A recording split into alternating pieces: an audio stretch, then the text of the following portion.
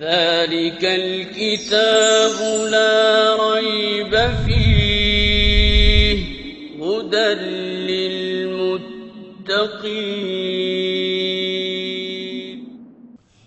الحمد للہ وکفیٰ والصلاة والسلام علی عبادہ الذین اصطفیٰ، اما بعد فاعوذ باللہ من الشیطان الرجیم. بسم اللہ الرحمن الرحیم. ان ھدی اللہ ھو الھدی. یقیناً اللہ کی رہنمائی ہی کل رہنمائی ہے، یعنی قرآن مجید ایک کامل رہنمائی ہے، ایبسولیوٹ رہنمائی ہے، مکمل رہنمائی ہے، ہر لحاظ سے رہنمائی ہے. یہی رہنمائی ہے. رہنمائی کے لیے سب سے بنیادی چیز جو ہے وہ منزل ہوتی ہے، اور ہمیشہ منزل کے مطابق رہنمائی دی جاتی ہے. اور اگر آپ مشرق کی طرف جانا چاہتے ہیں اور آپ کو مغرب کی سمت میں رہنمائی کی جائے تو آپ رہنمائی لینے سے بھی انکار کر دیں گے. ہم سب دنیا کے طالب ہیں، لیکن قرآن مجید ہمیں آخرت کا راستہ بتاتا ہے، تو اپیرنٹلی ایسا معلوم ہوتا ہے کہ یہ ہمارے لیے رہنمائی نہیں ہے. لیکن ہم نے ذرا گہرائی میں اتر کر دیکھا تو دنیا میں بھی ہمارا جو مطمع نظر ہے، آئیڈیل ہے، جو کچھ ہم اچیو کرنا چاہتے ہیں، وہ کیا ہے؟ وہ لے دے کر ایک گھر ہے جسے ہم اپنا سمجھ کر یہ ری ایشور کرنا چاہتے ہیں کہ ہم اس میں سے نکالے نہیں جائیں گے. وہ گھر ڈیٹیچڈ ہوگا، اٹیچڈ نہیں ہوگا، باغیچوں میں گھرا ہوا ہوگا، نیچے نہریں بہتی ہوں گی، کسی سی سائڈ پر یا سمندر سائڈ پر یا ریور سائڈ پر یا لیک سائڈ پر ہوگا. اور نہیں تو ہم 4-5 ایکڑ کے گھر میں اپنی کوئی نہ کوئی جھیل بنا ڈالیں گے، اس لیے کہ انسان کی یہ کمزوریوں میں سے ہے کہ وہ یہ گھر چاہتا ہے. لیکن انسان جسے یہ سمجھ کر بناتا یا خریدتا ہے کہ یہ میرا گھر ہے اور اس میں ہمیشہ رہوں گا، اس میں وہ رہتا نہیں. قرآن مجید کیا کہتا ہے؟ کہ آؤ جو کچھ تم ڈھونڈ رہے ہو، جس کے لیے تم محنت کر رہے ہو، کوشش کر رہے ہو، تم میرے بندے بن جاؤ، میرے وفادار ہو جاؤ، میرے لیے کام کرو، میں تمہیں تمہارے چوائس کا، تمہاری مرضی کا، تمہاری پسند کا گھر دوں گا، اور وہ گھر ہے جنت کا گھر. تو ثابت ہو گیا کہ قرآن مجید واقعتاً ہمارے ہی لیے رہنمائی ہے. پھر اگلا سوال ہم نے ایڈریس کیا کہ پھر قرآن مجید سے رہنمائی حاصل کیسے کی جائے؟ یہ ہم کھولتے ہیں تو ہمیں کوئی رہنمائیاں نہیں ملتی، ڈائریکشنز نہیں ملتی، یہ کرو یہ کرو یہ کرو یہ نہ کرو یہ نہ کرو، یہ تو ایسا نہیں ملتا ہمیں قرآن مجید میں. اور دوسری چیز یہ کہ قرآن مجید اپنے آپ کو کتاب کہتا ہے، تو ہم یہ فیصلہ نہیں کر پاتے کہ یہ کس طرح کی کتاب ہے. ہم جن کتابوں سے واقف ہیں، ٹیکسٹ بک ہے، ناول ہے، سٹوری ہے، ڈرامہ ہے، فکشن ہے، ٹھیک ہے جی، اور اسی طرح تاریخ کی کتاب ہے، جغرافیہ کی کتاب ہے، یا سائنس کی کتاب ہے، یہ کسی سے بھی مشابہ نہیں ہے. اس میں کہیں کہیں کوئی بات جغرافیہ کی، کوئی تاریخ کی، کوئی سائنس کی مل بھی جاتی ہے تو وہ سائنٹیفک ٹرمز میں اور جغرافیکل یا ہسٹوریکل آرڈر میں نہیں ہوتی، وہ یعنی ہیب ہیزرڈ سی ہوتی ہے بظاہر. تو اس کا عنوان کیا ہوتا ہے؟ کیوں ہمیں وہ اس آرڈر میں نظر نہیں آتی کہ قرآن مجید کا جو اصل آرڈر ہے وہ کیا ہے؟ گائیڈنس، ہدایت. اور مقصد کیا ہے؟ وہ جنت کی طرف ہمارا رخ رکھنا اور ہمیں اسی رخ پر لے کر چلنا. پھر ہم نے کچھ مثالیں پڑھی تھیں کہ قرآن مجید میں اکثر و بیشتر جو گائیڈنس ہے وہ واقعات، قصوں اور کہانیوں کے حوالے سے دی گئی ہے. تو ہم نے ایک مختصر سا جائزہ لیا تھا کہ قرآن مجید اس طریقے سے کیسے ہمیں رہنمائی دیتا ہے غیر محسوس طریقے سے. یعنی اس کی اصل رہنمائی جو ہے وہ اس کی تلاوت کے اندر مضمر کی گئی ہے، چھپائی گئی ہے کہ جو شخص بھی ان پرسوٹ آف گائیڈنس قرآن مجید سے رہنمائی حاصل کرنے کے لیے باقاعدگی سے تلاوت کرتا رہے گا، الحمدللہ سے والناس تک، پھر الحمدللہ سے والناس تک، پھر الحمدللہ سے والناس تک، تو قرآن مجید پڑھتے پڑھتے اللہ تعالیٰ اس کو غیر محسوس طریقے سے گائیڈ کرتا ہے۔ اس کی ہم نے کچھ مثالیں پڑھی تھی کہ قرآن مجید میں قصہ آدم و ابلیس وقفے سے آیا ہے کہ جو بھی فرض کیجئے روزانہ 1 سپارہ قرآن مجید کے تلاوت کرتا ہو تو ہر ہفتے قصہ آدم و ابلیس ضرور پڑھے گا۔ اور قصہ آدم و ابلیس کی اصل جو گائیڈنس ہے وہ کیا ہے کہ غلطی ہو جانا کوئی بڑی بات نہیں ہے۔ شیطان نے بھی اللہ کی نافرمانی کی اور وہ نافرمانی حضرت آدم اور حضرت حوا سے بھی ہو گئی، لیکن فرق کہاں پڑا؟ یعنی دونوں سے غلطی ہوئی، لیکن ایک اللہ تعالیٰ کا مردود ہے، رد کیا ہوا ہے، کنڈیمڈ ہے، اور دوسرے آدم و حوا اللہ تعالیٰ کے فیورٹس ہیں، پسندیدہ شخصیتیں ہیں۔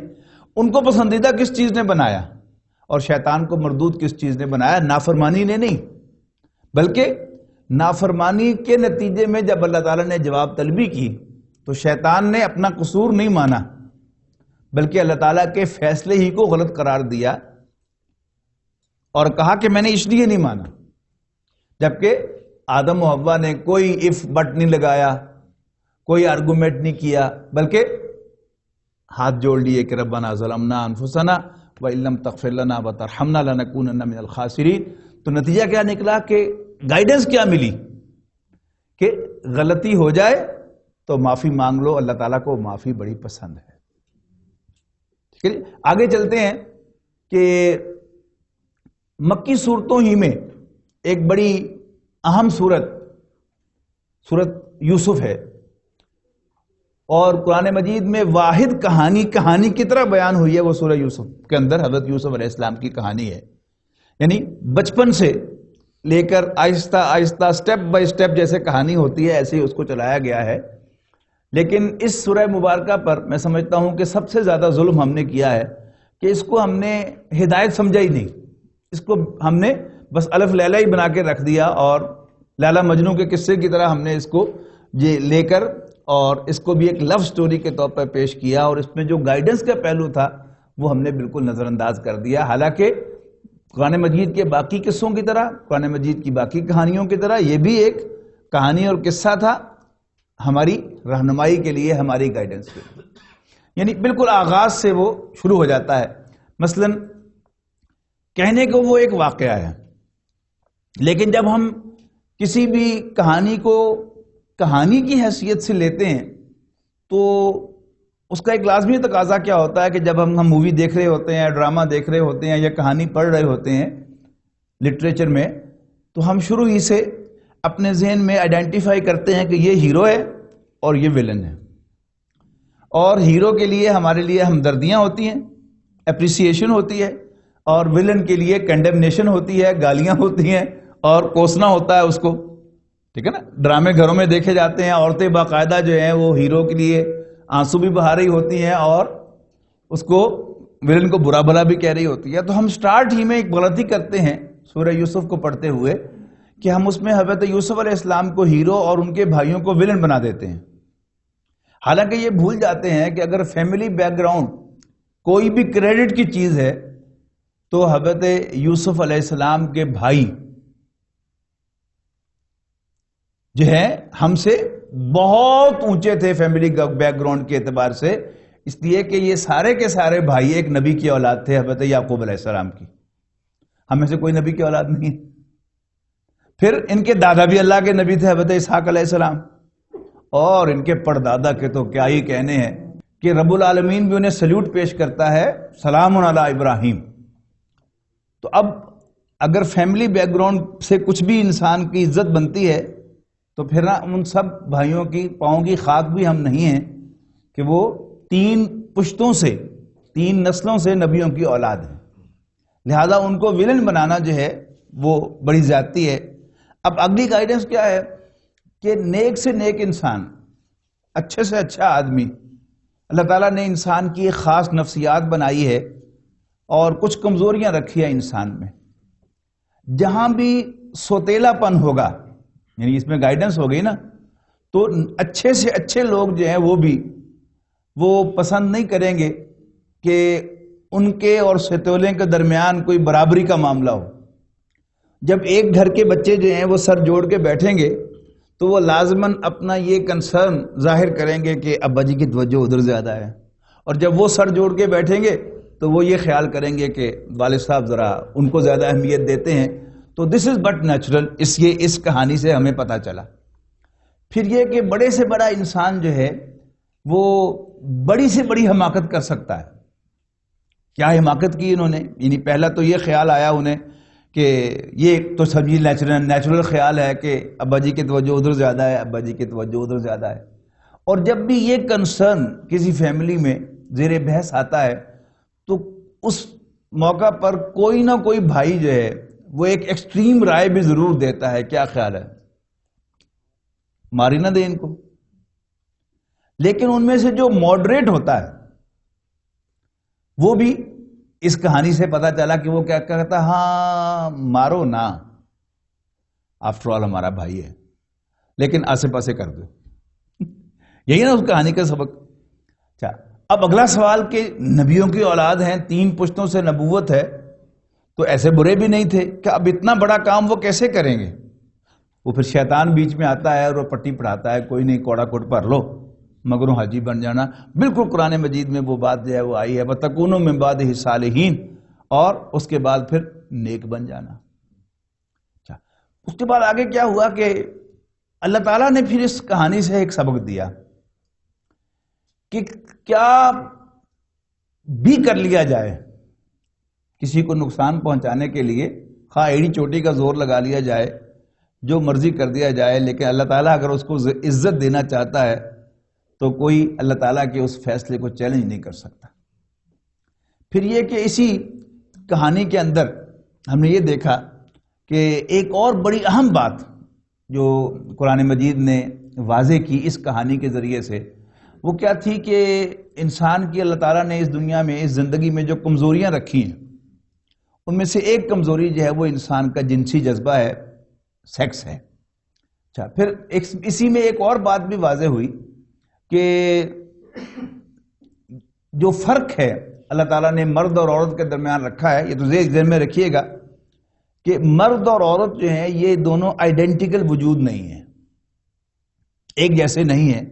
یعنی جن لوگوں نے تھوڑی بہت سائنس پڑھی ہے، بایولوجی پڑھی ہے، وہ جانتے ہیں کہ انسان کا جسم سیلز سے بنا ہے، اور سیلز کے اندر ایک نیوکلیس ہوتا ہے. نیوکلیس میں کروموسومز ہوتے ہیں. کروموسومز کیا ہیں؟ یہ سافٹ ویئر ہوتے ہیں کسی بھی لیونگ انڈیویجول کا، کسی بھی جاندار کا. جیسے آپ کے ہارڈ ویئر جو ہیں وہ آپ کا لیپ ٹاپ بھی ہے، آپ کا ڈیسک ٹاپ بھی ہے، آپ کا اینڈرائڈ بھی ہے، ٹھیک ہے نا، آپ کی نوٹ بک بھی ہے، اور پتہ نہیں کیا کچھ ہے، ابھی پتہ نہیں اور کیا کچھ آنا ہے. لیکن آپ کا وہ ہارڈ ویئر جو ہے وہ کام کس طرح کرے گا؟ According to the software. جو بھی سافٹ ویئر آپ نے اپنے ڈیسک ٹاپ میں انسٹال کیا ہوا ہے تو آپ کا ڈیسک ٹاپ ویسے کام کرے گا. اگر آپ نے کوئی وہی سافٹ ویئر جو ہے اپنے لیپ ٹاپ کے اندر انسٹال کر لیا ہے تو آپ کا لیپ ٹاپ بھی ویسے کام کرنے لگے گا. تو کروموسومز کے اعتبار سے جب ہم دیکھتے ہیں تو مرد اور عورت کے ہر سیل میں ایک کروموسوم 46 میں سے ڈیفرنٹ ہوتا ہے. 46 کروموسومز ہوتے ہیں نا ہر سیل میں انسان کے، تو ان میں سے ایک جو ہے وہ فرق ہے. اچھا، اب ایک فرق جو ہے، لیکن سیلز کتنے ہیں؟ وہ ٹریلینز میں ہیں. تو وہ 1/46 کا فرق جو ہے وہ یعنی ٹریلینز آف سیلز کے اندر پایا جاتا ہے. تو بظاہر دیکھنے میں جو مرد اور عورت کی جو جسم کی ساخت بظاہر ایک جیسی لگتی ہے، سوائے داڑھی مونچھ کے فرق کے یا ایک آدھ عضو کے فرق کے.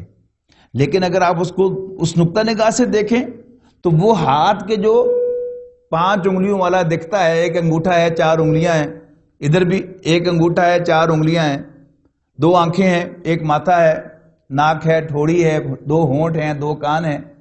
لیکن ہر کان میں بھی، ہر زبان میں بھی، ہر ہونٹ میں بھی، ہر آنکھ میں بھی، ہر بال میں بھی وہ جو فرق ہے کروموسوم کا وہ موجود ہوگا. تو یہ ذہن میں رکھیے گا کہ یہ دونوں آئیڈینٹیکل وجود نہیں ہیں.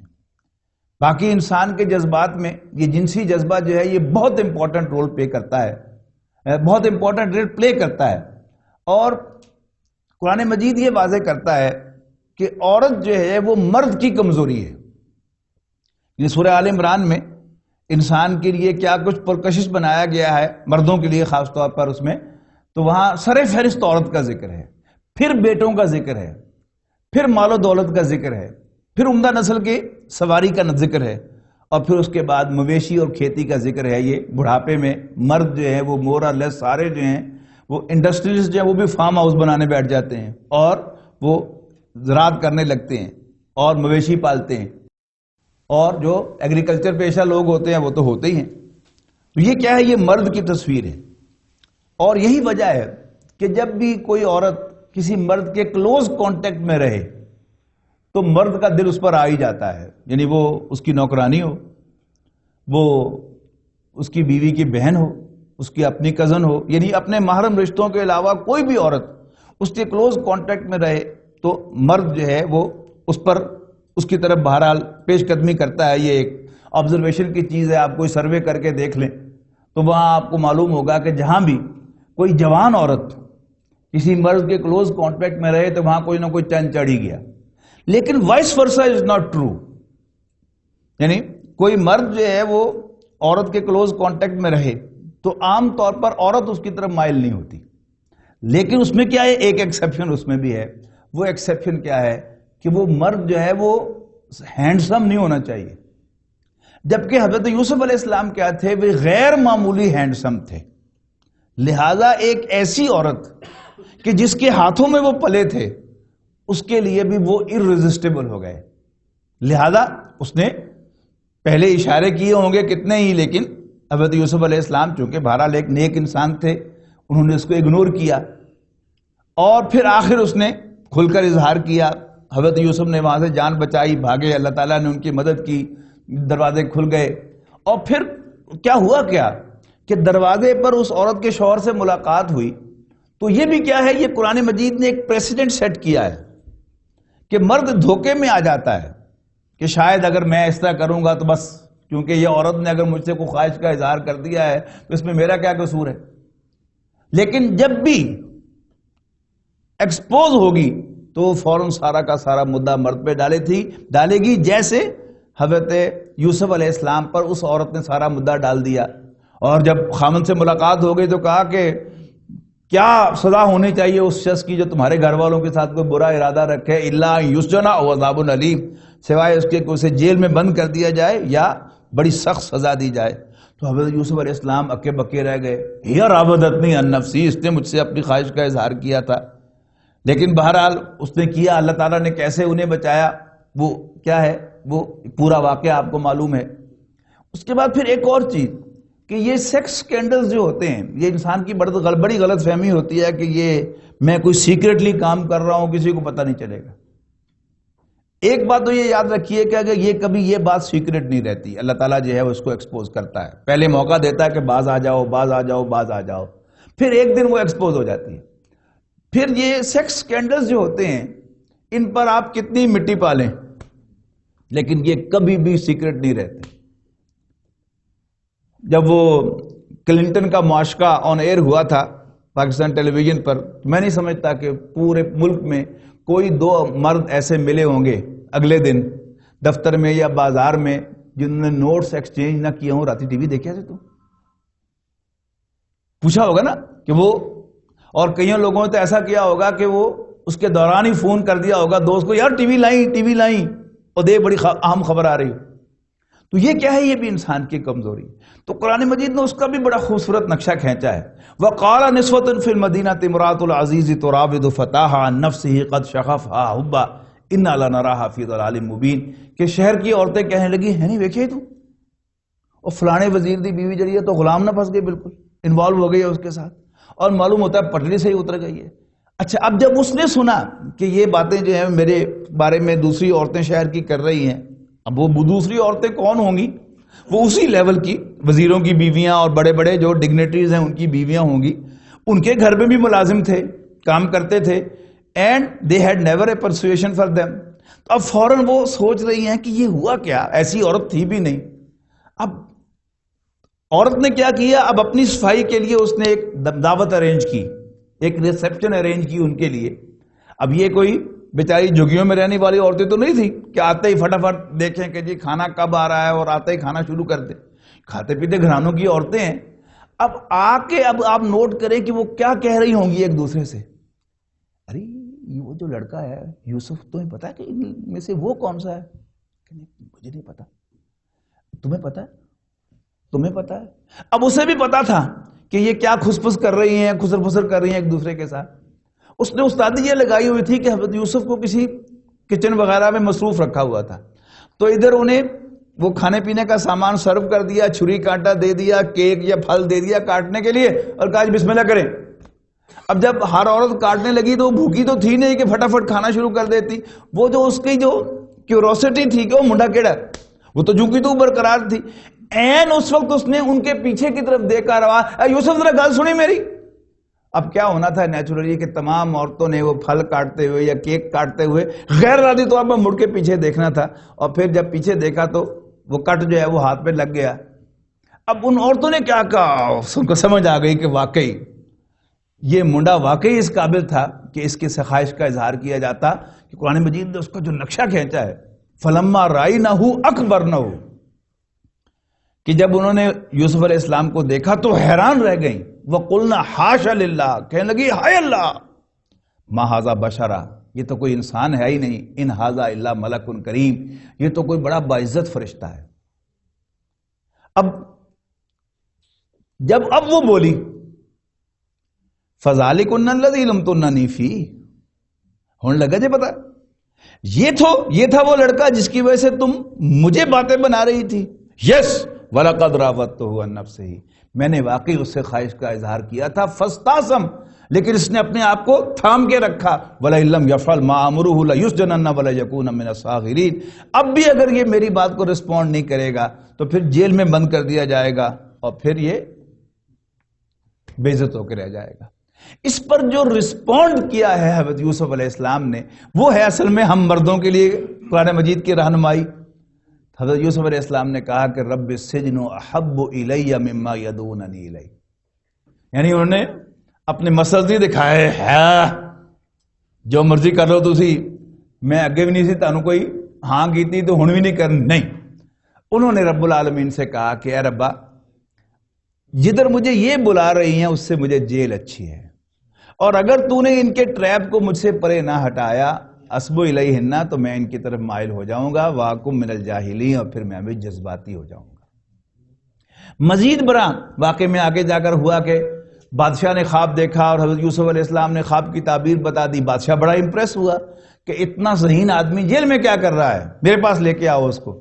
تو حضرت یوسف کی طرف پیغام آیا تو حضرت یوسف نے آنے سے انکار کر دیا کہ مجھے ایک فرد جرم عائد کر کے جیل میں بند کیا گیا تھا، اگر میں مجرم ہوں تو مجھے سزا کاٹنے دو، اور اگر میں مجرم نہیں ہوں تو let it first be clear کہ میں نے کوئی خیانت نہیں کی. بادشاہ نے سمن کیا تمام عورتوں کو، تمام عورتوں نے بیک زبان کہا کہ ما علمنا علیہ من سوء، ہمارے پاس یوسف کے خلاف کوئی کیس نہیں ہے. اور وہ عورت بھی بک پڑی کہ یس میں نے اس سے خواہش کا اظہار کیا تھا. اس وقت حضرت یوسف علیہ السلام نے کہا کہ میں نے یہ سب کچھ، یہ کیس جو ری اوپن کروایا ہے، یہ اس لیے نہیں کرایا کہ میں بڑا پاک باز آدمی ہوں، اس لیے کرایا ہے تاکہ وہ میرا جو مالک تھا عزیز مصر وہ جان لے انی لم اخنہ بالغیب، کہ میں نے اس کی عدم موجودگی میں اس کے ساتھ کوئی خیانت نہیں کی. ادروائز وما ابرئ نفسی، 13واں پارہ شروع ہو رہا ہے ان الفاظ سے، آپ کو یاد ہی ہوں گے کہ میں بھی اپنے نفس سے مبرہ نہیں ہوں. ان النفس لامارۃ بالسوء، یقیناً نفس تو برائی کا حکم دیتا ہی ہے. یعنی ایک مرد کے پرسپیکٹو سے اگر آپ دیکھیں تو یہ انسان کی سب سے بڑی کمزوری ہے مرد کی. عورت کی سب سے بڑی کمزوری ممتا ہے، اس کی اولاد ہے. مرد کی سب سے بڑی کمزوری جو ہے وہ سیکس ہے. اگر آپ اس ریالٹی کو ریئلائز نہیں کریں گے تو دین کا ایک پورا سیکشن جو ہے وہ آپ کی سمجھ میں نہیں آئے گا. یہ ستر و حجاب کے احکام کے پردہ ہو اور سیگریگیشن ہو، مرد اور عورت علیحدہ ہوں، آواز کا بھی پردہ اور اس کا بھی پردہ، کیوں ہے؟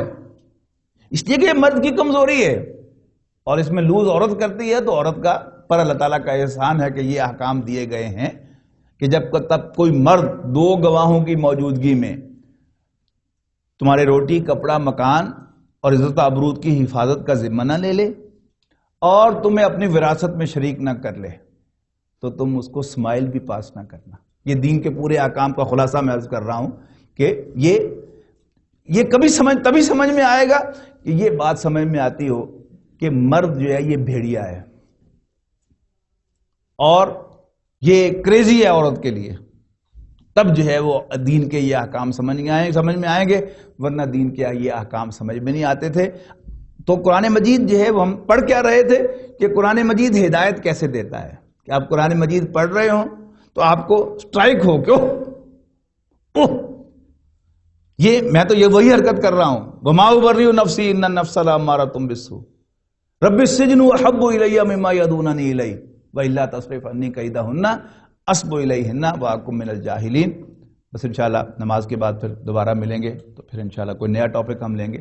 تو ہدایت پر جو گفتگو تھی اسی کو ہم یہاں کنکلوڈ کرتے ہیں۔ آخر دعوانا الحمدللہ رب العالمین۔ ذلك الكتاب لا ريب فيه هدى للمتقين